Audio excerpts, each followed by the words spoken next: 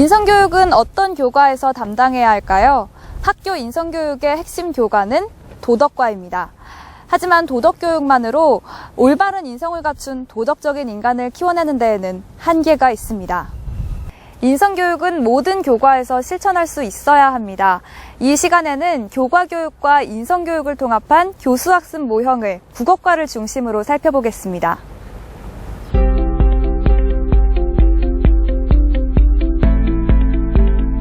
안녕하세요. 인천대학교 국어교육과 김평원 교수입니다. 지금부터 국어과 수업 내에서 인성교육을 실천할 수 있는 방법에 대해 고민해 보도록 하겠습니다. 때는 1943년 일제강점기. 일본 제국의 대동아 공영권 논리를 찬양하는 작품 창작을 거부하고 있는 시인 A씨는 변변한 수입이 없어 지병으로 고생하는 아내를 보면서도 약 한 번 제대로 쓰지 못하고 있다. 결국 아내는 곧 죽음에 이를 지경에 이르게 되었고 A씨는 죽어가는 아내의 약값을 마련하기 위해 친일 문학작품을 써야 하는가 아니면 아내를 죽게 내버려 두어야 하는가에 심각한 고민에 빠졌다. 이 상황은 친일문학 작품을 수업에 활용한 후에 학생들에게 제시한 자료입니다. 어느 교과 수업에서 이 자료를 활용할 수 있을까요? 네, 맞습니다. 국어, 역사, 도덕, 세 개 교과에서 모두 활용할 수 있습니다.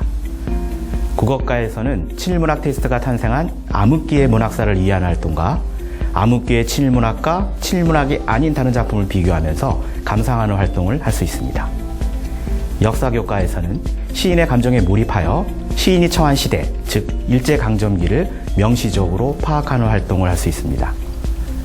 도덕과에서는 시인이 처한 도덕적 딜레마 상황을 자신의 상황으로 인식하고 그 행위를 결정한 후에 그 도덕적 판단과 근거에 대해서 발표하는 활동을 할 수 있습니다.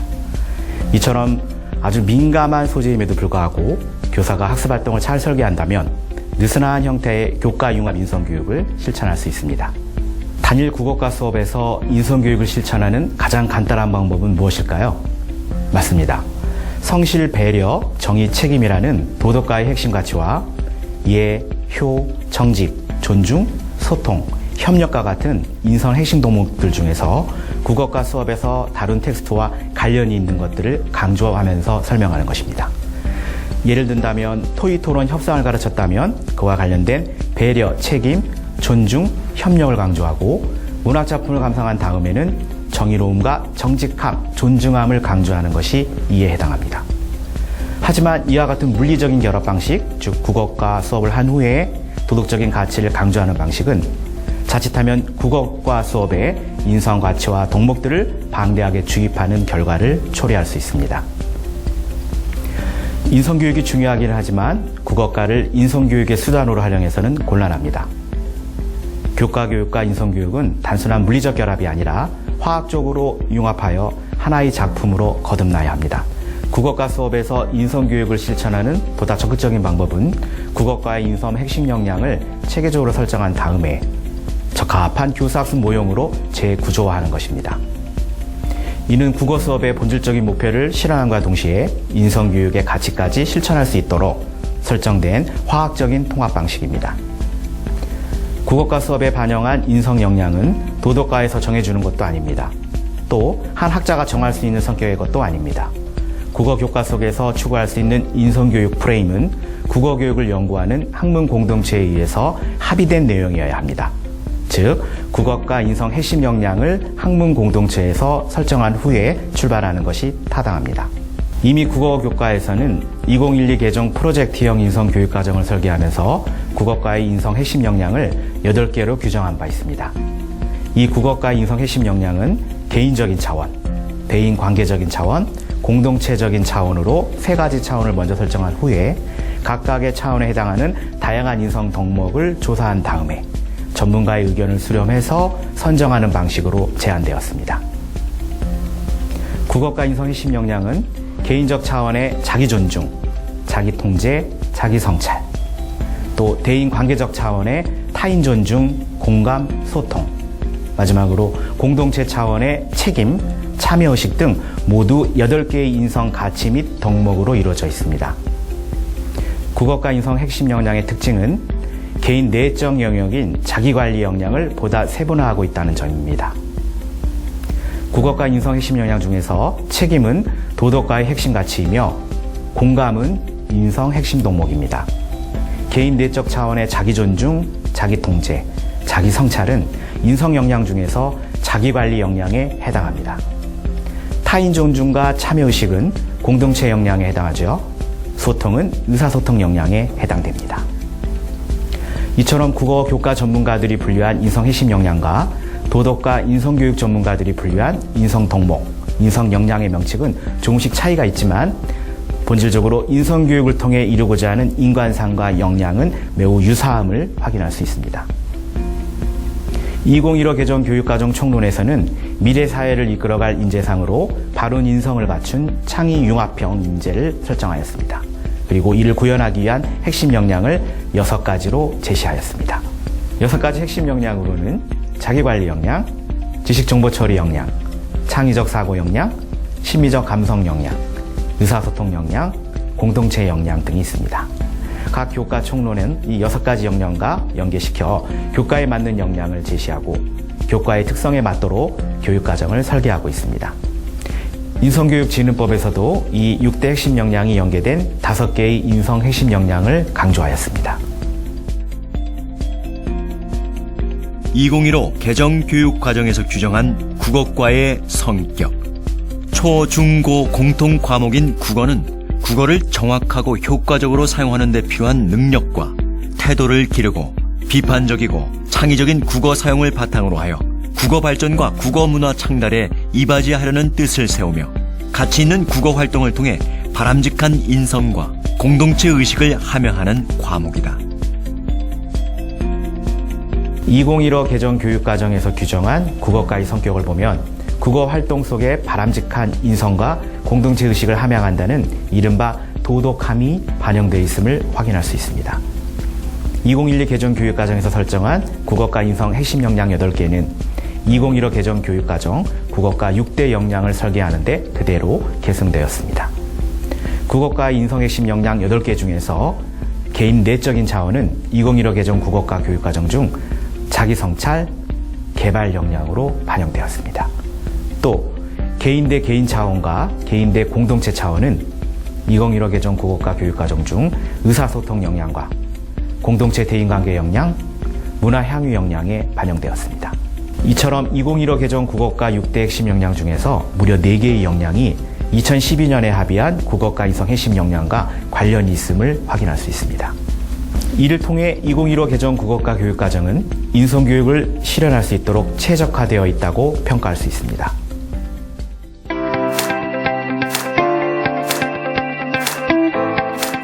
안녕하세요.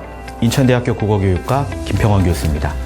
지금부터 국어과 성취 기준과 인성교육 역량을 결합하는 구체적인 원리를 설명해 드리겠습니다.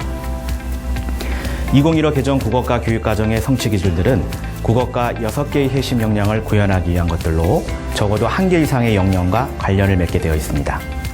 자기성찰 개발 역량, 의사소통 역량, 공동체 대인관계 역량, 이 3개를 모두 반영한 성취 기준은 국어 기능교육 영역과 인성교육을 자연스럽게 통합할 수 있습니다.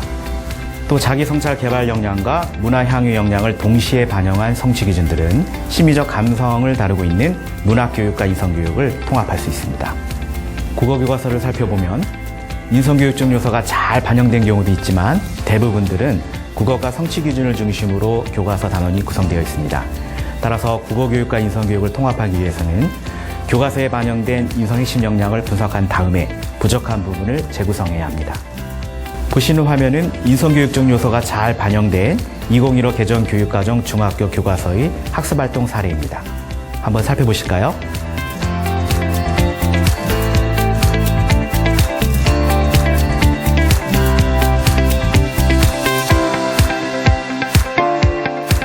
화면에서 보시는 점검표는 방금 보셨던 교과서 학습활동이 국어과 인성 핵심 역량을 어느 정도 반영하고 있는가를 분석한 것입니다. 표를 보시면 개인 내적 차원과 개인 대 개인 차원이 인성교육적 요소를 잘 담고 있습니다. 하지만 개인 대 공동체 차원의 요소는 다소 부족함을 확인할 수 있습니다. 이를 보완하기 위해서는 인터넷 매체에 쓴 글이 타인과 공동체에 피해를 줄 수 있다는 점을 성찰하고 책임과 참여의식을 키울 수 있는 과제를 보완하면 되겠습니다. 이처럼 이미 개발된 국어교과서를 활용하여 인성교육의 가치를 실현하기 위해서는 교과서의 학습 활동을 재구성해야 합니다. 국어교육과 인성교육을 융합한 효과적인 교수학습 내용은 국어과 인성 역량의 층위, 즉 개인인지, 대인인지, 공동체인지를 학습 내용별로 잘 따져서 구안할 때 실현될 수 있습니다. 화면은 언어 폭력의 문제점을 인식하고 상대를 배려하며 말하는 태도를 지닌다는 성취 기준을 국어과 인성 핵심 역량의 틀을 활용하여 인성교육적 요소를 꼼꼼하게 구안한 사례입니다. 이처럼 국어과 인성 핵심 역량 8개를 최대한 충족할 수 있도록 충분히 준비를 한다면 국어 수업 내에서도 인성교육을 동시에 실현할 수 있을 것입니다. 저희 연구팀은 자기성찰 개발 역량, 의사소통 역량, 공동체 대인관계의 역량을 이 3개를 모두 반영한 국어 표현교육 영역의 성취 기준들 중에서 5개를 선정하여 교수학습 지도자료를 개발하였습니다. 화면은 국어 표현교육 영역에서 인성교육을 동시에 실천할 수 있는 성취 기준들과 본 연구팀이 개발한 교수학습 지도자료 현황입니다. 2015 개정 교육과정을 반영한 중학교 1학년 국어교과서 9종을 살펴본 결과 언어폭력의 문제점을 인식하고 상대를 배려하며 말하는 태도를 지닌다는 성취 기준은 8개 출판사에서 중학교 1학년 단원에 배치되었습니다. 이 단원의 경우 누구나 언어폭력의 피해를 알고 있으며 써서는 안 되는 줄을 알고 있으나 이는 실천하기가 매우 어렵다는 걸 알고 있기 때문에 교사는 더더욱 치밀하게 수업을 설계해야 합니다. 말은 한 사람의 인성과 품격을 드러냅니다. 물론 사나운 말, 거친 말 이런 거를 안 쓰는 것이 중요하겠습니다만은 조금 차원을 달리해서 그것의 요소, 소재. 문학교육 역시 국어 표현교육 영역과 마찬가지로 자기성찰 개발 역량, 문화향유 역량을 동시에 반영한 성취 기준 중에서 5개를 선정하여 교수학습 지도자료를 개발하였습니다. 교육과정 총론에서 제시한 심미적 감성 역량은 인성교육 핵심 역량에 그대로 적용되었으며 국어과에서는 문화향유 역량과 연결되었습니다. 심미적 감성 역량은 인간에 대한 공감적 이해와 문화적 감수성을 바탕으로 삶의 의미와 가치를 발견하고 향유할 수 있는 능력을 의미합니다. 심미적 감성 역량의 개념을 보다 명확하게 하고자 일부 도덕교육학자는 이를 인문학적 감성 역량으로 재개념화하였습니다. 인문학적 감성 역량이란 다양한 대상과의 관계 속에서 감수성을 통해 얻은 다양한 층위의 심리적 경험과 감동을 축적하고 끊임없이 자기 반성 내지 자기 성찰을 행함으로써 그 축적이 내면의 완성으로 나아가게 하는 능력을 말합니다. 국어교육학계에서는 아직 인문학적 감성 역량이 공론화되지 않았기 때문에 국어과 문화향유 역량이 자기성찰 개발 역량과 인문학적 감성 역량을 모두 통합한 곳으로 보는 것이 무난합니다.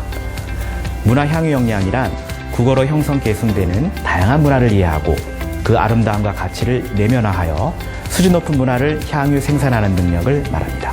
이처럼 본질적으로 거의 유사한 개념을 도덕과와 국어과에서 중요한 핵심 역량으로 규정하고 있다는 사실은 교과교육과 인성교육을 동시에 실천할 수 있는 이론적인 토대가 됩니다.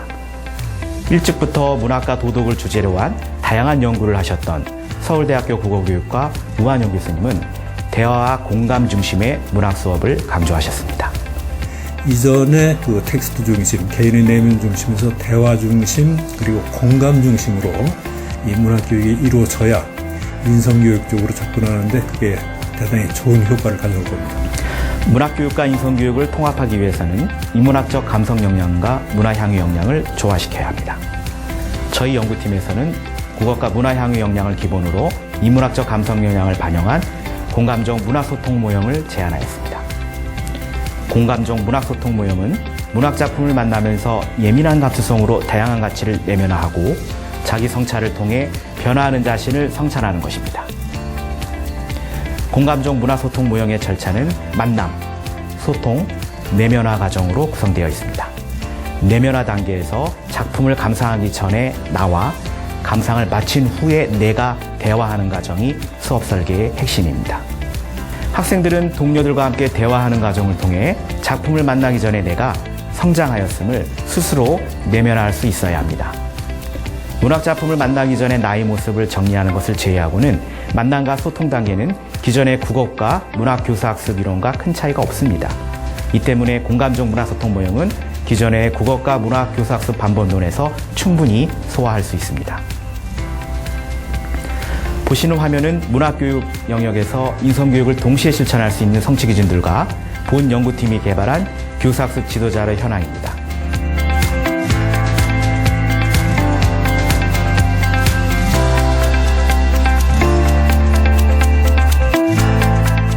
'이처럼 저희 연구팀은 인성교육적 요소를 잘 반영한 교사학습 자료를 교사학습 과정안과 함께 제시함으로써 국어 교과 내에서 인성교육의 가치가 실현할 수 있도록 하였습니다.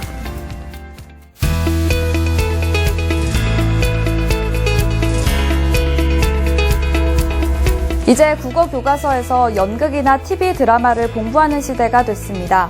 개정교육 과정에서는 연극 교육을 강화하여 중학교 국어과에서는 연극 소단원을 반드시 포함해야 하고 고등학교에는 연극 과목이 신설됐습니다.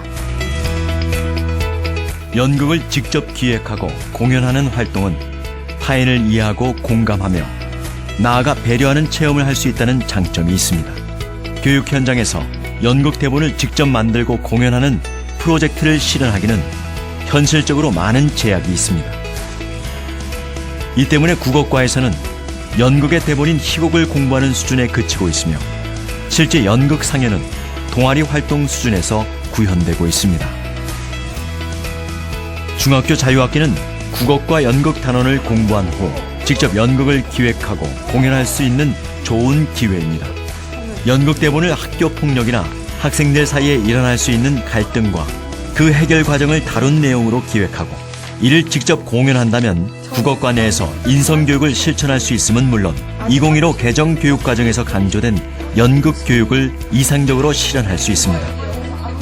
대부분의 중학교들이 1학년 2학기에 자유학기를 적용하고 있으므로 1학년 2학기 국어과 수업과 연계하여 연극 공연을 준비하는 것이 가장 적합합니다.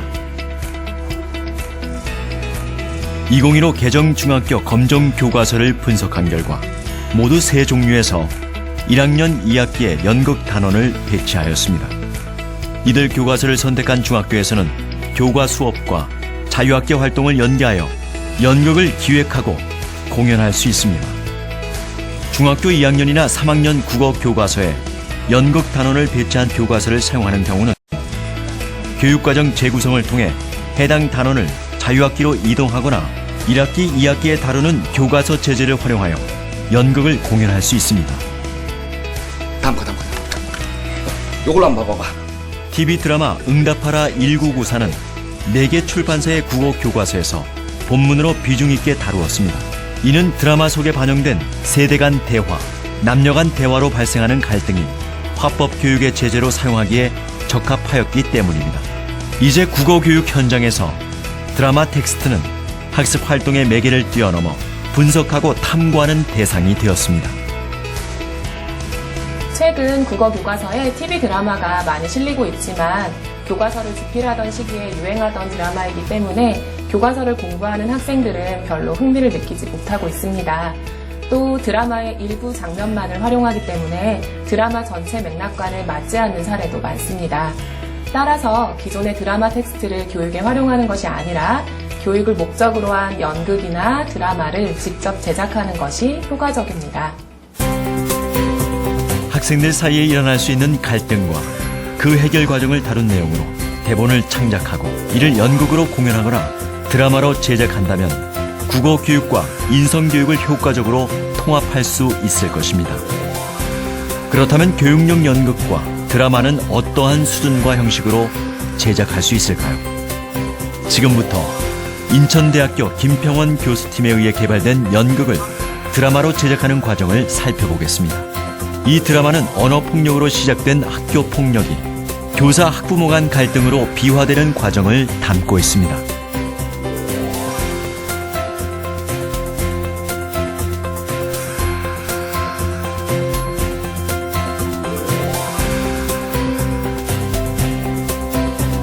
아니 그렇게 애를 생각하신다는 분이 사각 하나 제대로 못하는 게 말이 됩니까? 연극 공연에서 관객의 시선은 자유롭습니다. 자신이 보고 싶은 것을 볼 수 있습니다. 말을 하는 배우를 볼 수도 있지만 그 말을 듣는 배우를 볼 수도 있습니다. 먼저 연극을 보는 느낌으로 다음 영상을 보겠습니다. 네? 그게 저하고 무슨 상관이에요? 학폭위에서도 저하고 관련이 없다고 결론이 났는데요? 누군가가 제보를 냈어. 네가 보라를 조정해서 선영이를 괴롭혀왔다고. 하지만 드라마는 연극과는 다릅니다. 연출자가 원하는 시선과 화면 크기로 편집된 영상을 볼 수밖에 없습니다. 따라서 연극은 단 한 번만 연기하면 되지만 드라마는 배우의 시선을 따라 카메라를 여러 번 옮겨 반복해서 촬영해야 합니다. 그러면 앞서 보았던 장면을 연출자의 의도대로 편집된 영상을 다시 보겠습니다. 저하고 아무 관련이 없다고 결론이 났는데요? 누군가가 제보를 냈어. 네가 보라를 조정해서 선영이를 괴롭혀왔다고. 노트북 사건도 네가 주도적으로 조작한 거라며? 저는 드라마 한 장면 찍는 게 이렇게 오래 걸리는지 처음 알았어요. 연극을 카메라로 찍으면 그냥 드라마가 되는 줄 알았는데 차이가 있다는 걸 알고 되게 놀랐어요. 인천대학교 국어교육과 김평원 교수팀은 인성교육을 위한 교육 연극을 공연하고 이를 교육용 드라마로 제작하였습니다. 이 드라마는 언어폭력, 학부모 교사 간 갈등, 학교폭력 사안 처리 문제를 다루고 있습니다. 교육용 드라마는 연극교육, 언어폭력, 언어예절, 학교폭력 문제 등을 융합한 내용으로 자연스럽게 인성교육 자료로 활용할 수 있습니다. 선생님들의 수업을 지원하기 위하여 드라마의 모든 장면을 웹툰 디자인으로 옮겨 교재로 만든 파일을 함께 제공하였습니다. 중학교 국어교과서에 연극 단원이 필수적으로 반영됐다면 중학교 자유학기에 연극을 공연할 수 있도록 학교 교육과정을 설계하는 것이 효과적입니다. 고등학교의 경우 짧은 드라마를 직접 제작해보는 것이 좋습니다. 그 드라마의 내용이 인성교육에서 다룰 수 있는 쟁점을 담고 있다면 국어교육과 인성교육이라는 두 마리 토끼를 잡을 수 있을 것입니다.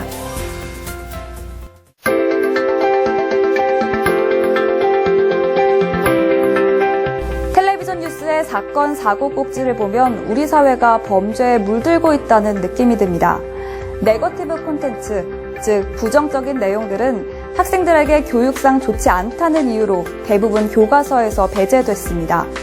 하지만 수업 시간에 아름답고 이상적인 것들만을 배운다고 해서 우리 사회가 이상적인 세상이 될 수 있을까요? 수업 시간에 아름답고 이상적인 것들만을 배운다고 해서 우리 사회의 부조리나 치부가 개선되는 것은 아닙니다.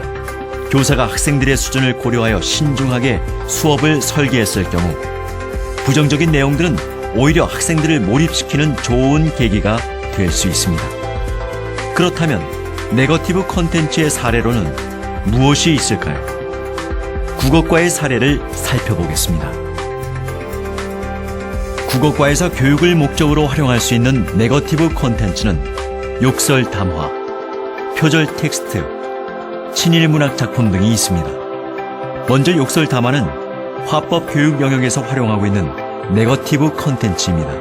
이미 언어폭력과 관련된 성취 기준을 반영한 교과서에서 그 수위를 조절하면서 반영되고 있습니다. 작문 교육 영역에서 다룰 수 있는 네거티브 콘텐츠는 표절 텍스트입니다.